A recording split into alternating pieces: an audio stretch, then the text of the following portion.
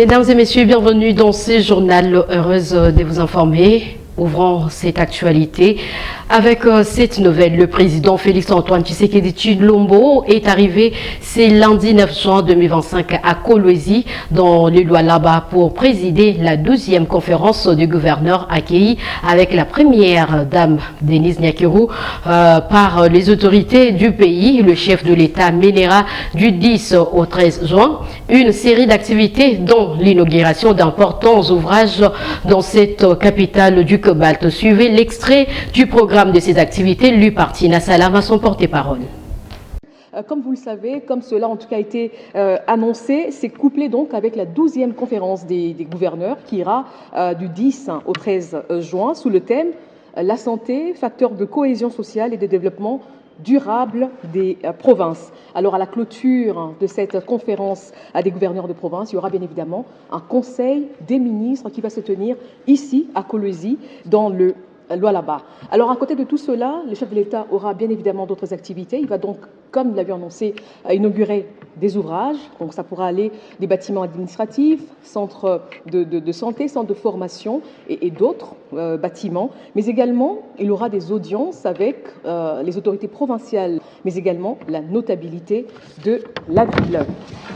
Alors, au cours de nos différentes conférences de presse, parce que nous en aurons en tout cas régulièrement, nous vous ferons un point chaque jour des activités du président de la République.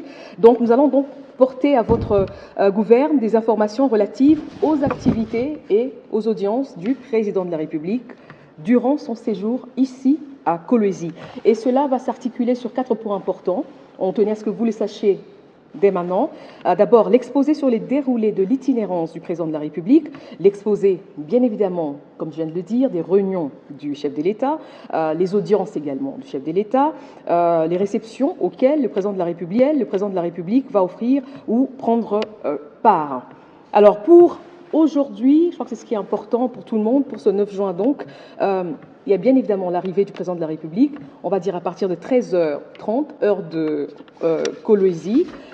Alors, après son accueil et les honneurs à l'aéroport de Kolwezi, le président de la République va se rendre directement au village de congrès pour procéder à l'inauguration de ce complexe qui comprend plusieurs bâtiments imposants en son sein. Et la clôture de cette cérémonie sera plus ou moins à partir de 14h30, heure de Kolwezi. À 16h30, le président de la République va se rendre au secrétariat exécutif de la CENI, où il va également procéder à l'inauguration du nouveau bâtiment qui va abriter cette institution.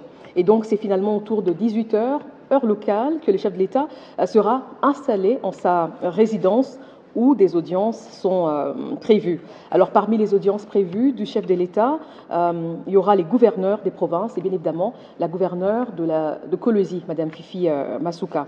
Et donc, c'est avec ces audiences que le programme du chef de l'État sera bouclé pour aujourd'hui. Dans le cadre de l'itinérance présidentielle, le ministre de Mines, Kizito Pakabomba, est arrivé ce lundi aussi à Kolwezi, chef-lieu du Lualaba. Sa visite marquée par un passage au centre des négoces de Moussompo et du CIC témoigne de l'engagement du gouvernement à moderniser la gouvernance minière et à en faire un moteur clé du développement économique conformément à la vision du chef de l'État Félix-Antoine Tshisekedi. Le gouvernement provincial de Kinshasa a lancé ce dimanche 8 juin 2025 le début de travaux d'assainissement et de réparation de la chaussée de l'avenue Kassavubu reliant la commune portant le même nom à celle de Kalamou, précisément au niveau du rond-point Victoire, supervise le vice-gouverneur Eddy Ieli. Ces travaux s'inscrivent dans le cadre d'offrir à la capitale congolaise des infrastructures de bonne qualité, images et commentaires.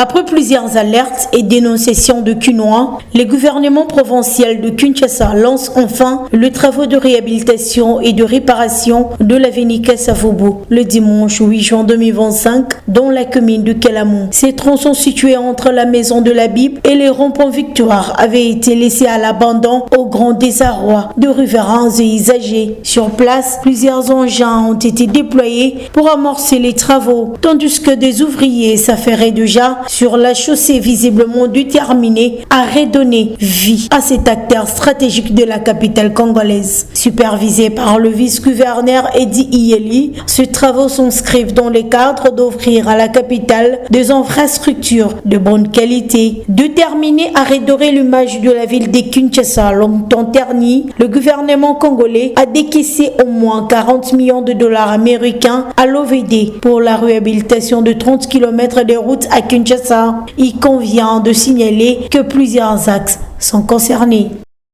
À l'issue du huis clos entre le chef d'État, le ministre congolais en charge de l'intégration régionale, Didier Mazinga, revient sur les grandes lignes de ces assises.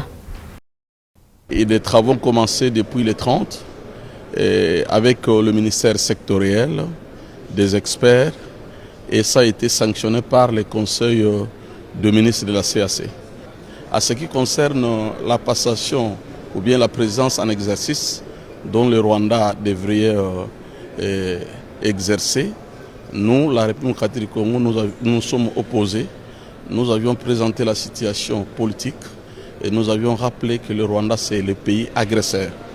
À ces qualités-là, il est un pays belligérant. Il ne pourrait pas prendre la présidence en exercice.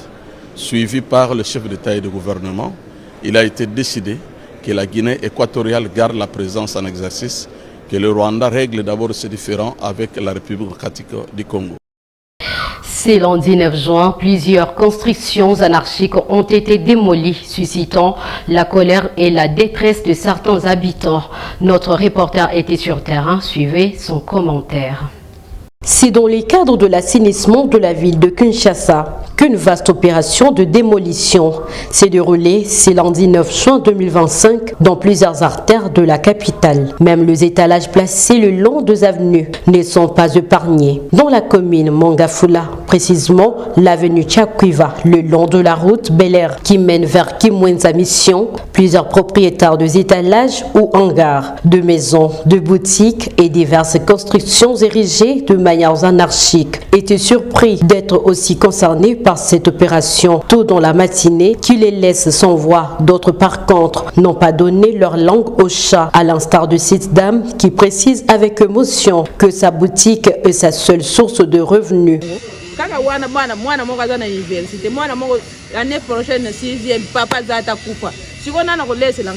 Il nous interdit de vendre dans des avenues, c'est inconcevable et ça dérange notre quiétude. Nous avons quitté le marché à cause de ces opérations et maintenant, ils nous suivent jusqu'ici comme s'ils n'ont que ça à faire à Kinshasa. Cette boutique est ma seule survie. Je suis veuve et mes enfants sont à l'université grâce à cet étalage. Mais qu'est-ce qu'ils veulent? Que mes enfants deviennent des délinquants? Moi, je ne quitterai pas ces lieux. Certaines installations encore debout ont reçu un préavis de 24 heures avant leur démolition. Une situation qui relance le débat entre nécessité d'assainir la ville et impératif de protéger le moyen de subsistance de plus vulnérables. Un programme de réhabilitation de l'avenue Bianda dans les quartiers qui porte son nom, une initiative louée par les notables de ces quartiers. Grâce à leurs efforts, une lueur d'espoir pour les habitants de ces quartiers de voir la présence du directeur général de la BCECO qui a promis de pouvoir réhabiliter cette route longtemps ternie. Suivez.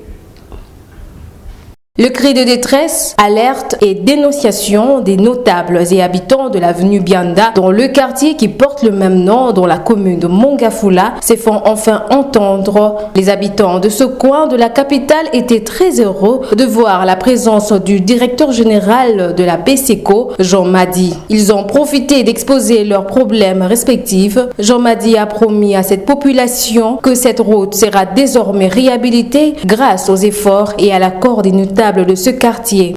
C'est ainsi que dans les lots de 67 km dont la gestion était confiée au BCECO, il est prévu de moderniser, de reconstruire et moderniser l'avenue Bianda. À cet effet, nous avons recruté un cabinet, Modilo, qui est venu, je pense qu'il a travaillé à côté de vous, qui a pris toutes les données nécessaires pour pouvoir produire les études. Les études ont été finalisées. Sur base de ces études, J'ai l'honneur de vous informer que nous avons déjà recruté une entreprise. L'entreprise s'appelle Groupe Max, avec qui nous avons signé le contrat. Donc dans les jours qui viennent, l'entreprise va démarrer les travaux. Une lueur d'espoir pour ces notables qui n'ont pas manqué d'exprimer leur satisfaction. Nous émergeons dans le programme de 67 km de la voirie de la ville de Kinshasa. Et nous n'avons pas de route de sortie. Et pour sortir, il faut vraiment faufiler dans les quartiers où les voitures ne savent pas passer.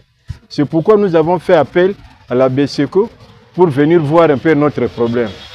Ce qui nous fait vraiment plaisir, qu'avec le leadership des BSECO, nous avons pu trouver qu'il y a l'OVD qui est passé, il y a le modulaire architecte qui est passé pour faire les études pour notre route.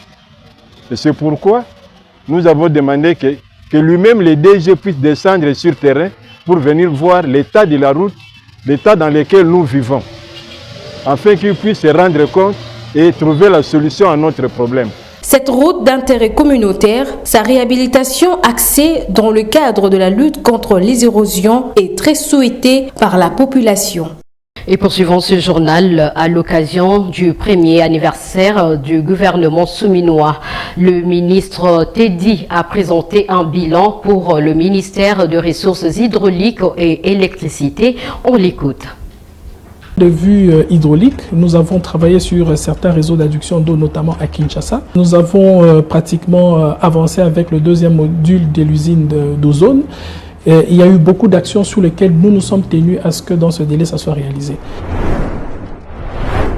Nous sommes en train de faire un programme actuellement pour pouvoir autonomiser les usines de production d'eau, où chaque usine sera autonome énergétiquement, pour que quand il y a coupure d'électricité, que ça n'affecte pas aussi la consommation en eau. Et ça, ce sont des programmes que nous sommes en train de monter avec les provinces autant que le pouvoir central.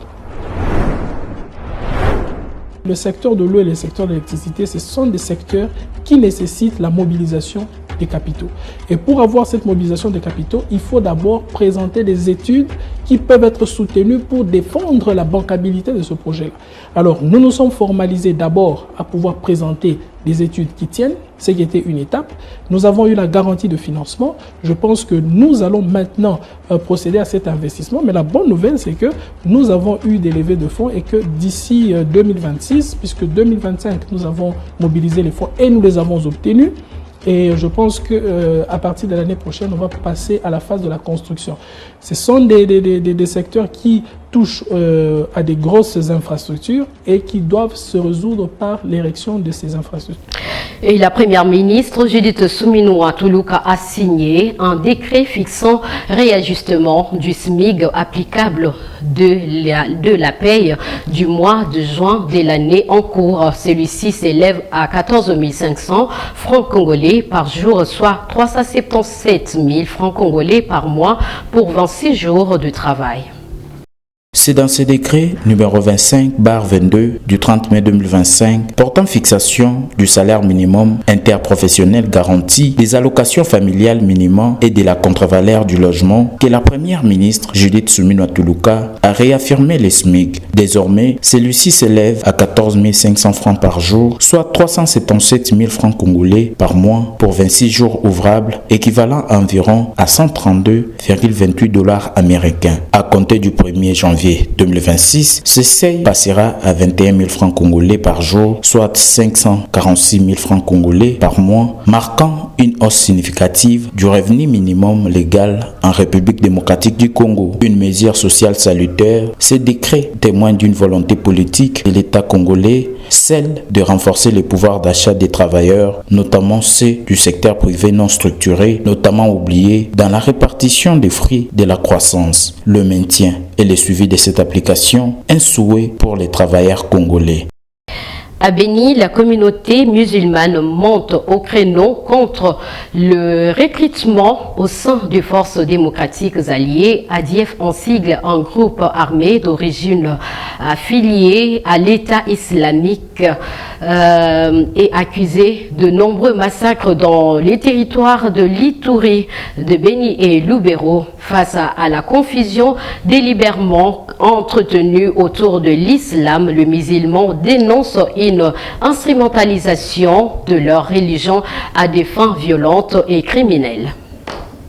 De responsables musulmans, leaders communautaires, sociétés civiles et services de sécurité se sont rassemblés pour des échanges fructueux, objectifs, dissiper tout malentendu et confusion que l'ADF, le groupe armé accusé d'être responsable de massacres des civils depuis 2 décennies, entretient autour de l'islam. Ces groupes armés d'origine ougandaise revendiquent son allégeance à l'État islamique, qualifié de terroriste par l'ONU et plusieurs gouvernements. Cette confusion entretenue crée de la stigmatisation et calomnie contre la communauté musulmane depuis un bout de temps. D'après Ibrahim Kiakoumeza, coordinateur de la Fondation de Lumière pour les affaires islamiques, l'islam prône l'amour et la paix par la non-violence. À tout ce qui se raconte dans la communauté, surtout sur le silence de la communauté islamique au Congo, depuis le début des massacres jusqu'à aujourd'hui. Alors il fallait éclairer l'opinion, pourquoi ce silence et quel message nous apportons par rapport aux ADF. Il fallait démontrer à l'opinion nationale et internationale que l'islam n'a rien à voir avec les ADF. Nous pensons que désormais nous allons commencer à communiquer et les raisons que nous avons données, il y a plusieurs raisons. Et parmi les raisons, il y avait la frustration, par exemple. Il y avait aussi la stigmatisation par les autres communautés et même par les officiels. Lieutenant-colonel Mac Hazoukai, commandant adjoint du service de communication et d'information des forces armées de la République démocratique du Congo, en charge des opérations et des renseignements, précise que l'État islamique n'a rien à voir avec l'islam et rejette les accusations de quelconque stigmatisation contre les musulmans et que les services de sécurité arrêtent les coupables et non sur base de leur foi religieuse. L'État islamique, c'est autre chose. L'État islamique n'a rien à voir avec l'islam. Dans l'ADF, il n'y a pas que les musulmans. Il y a des chrétiens qui ont été kidnappés et endoctrinés, entraînés à tuer. Ils ne tuent pas parce qu'ils sont des musulmans. En aucun cas, on a stigmatisé une communauté. Le vrai problème sur lequel il ne faudra pas communautariser une infraction. Lorsqu'on arrête quelqu'un, on sait pourquoi on l'a arrêté. On n'arrête pas les gens parce qu'ils sont des musulmans. Non. L'ADF est un groupe armé d'origine ougandaise installé en République démocratique du Congo depuis 1990. Il a fait son allégeance à l'État islamique depuis 2019. Selon plusieurs rapports de l'Organisation des Nations Unies, le gouvernement congolais et d'autres organisations l'accusent d'être responsable de massacres de civils, des incendies et de pillages de maisons dans l'espace Ituri, Beni et Lubero. Avant de clore cette édition, permettez-moi une parenthèse personnelle. Aujourd'hui, je tiens à souhaiter un très joyeux anniversaire à un homme exceptionnel, mon père. Merci pour ton amour, tes conseils et ton soutien indéfectible. Que Dieu te comble de santé, de paix et de bonheur. Je t'aime profondément, papa, et joyeux anniversaire à toi. Et c'est ici la fin de ce journal, mesdames et messieurs. Merci à vous tous de nous avoir suivis. Je vous souhaite une bonne santé. À toute la rédaction de Michapi Voice TV. Coup de chapeau à vous. Derrière la caméra, c'était Christopher Massoso. Sous la supervision de Maurice Molila. Merci à vous tous. Portez-vous bien.